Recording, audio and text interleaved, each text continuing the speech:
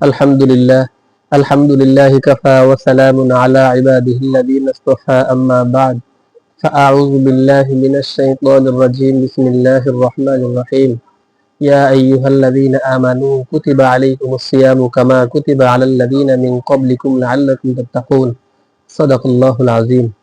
সমস্ত প্রশংসা মহান রব্বুল আলামিনের দরবারে, যে রব্বুল আলামিন আমাদেরকে মেহেরবানি করে রমজানের সুস্থতার সাথে রোজা, তারাবি, তেলাওয়াত, বিভিন্ন আমল আদায় করবার তৌফিক দান করছেন। এই জন্য শুকরিয়া আদায় করি আলহামদুলিল্লাহ। প্রিয় দর্শক শ্রোতা, আজকে যে বিষয় নিয়ে আলোচনা করব তা হলো রোজার কাজার মাসাইল। কাজা রোজার মাসাইল সম্পর্কে আজকে আলোচনা হবে। রমজানের রোজা কাজা হয়ে গেলে, রমজান অতিবাহিত হওয়ার পর যত দ্রুত সম্ভব রমজানের রোজা কাজা করে নেওয়া।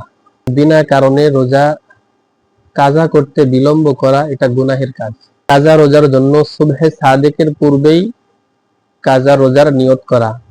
কাজা রোজার জন্য সুবহে সাদেকের পূর্বেই নিয়ত করা। সুবহে সাদেকের পরে নিয়ত করলে সে নিয়ত দুরুস্ত হবে না, রোজাটি নকল হয়ে যাবে। ঘটনাক্রমে একাধিক রমজানের রোজার কাজা একত্র হয়ে গেলে নির্দিষ্ট করে কাজা রোজা রাখবে। নির্দিষ্ট করে কাজা রোজা রাখবে এইভাবে যে অমুক বছরের রমজানের কাজা রোজা আদায় করিতেছি। যে কয়টি রোজা কাজা হয়েছে তা একত্রে রাখা মুস্তাহাব, ভিন্ন ভিন্ন ভাবে রাখাও জায়েজ আছে। যে কয়টি রোজা কাজা হয়েছে তা একত্রে রাখা মুস্তাহাব, ভিন্ন ভিন্ন ভাবে রাখাও জায়েজ আছে।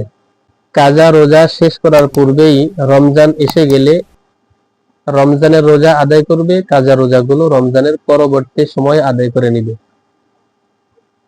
এই ছিল আজকের কাজা রোজার মাসাইল সম্পর্কে আলোচনা।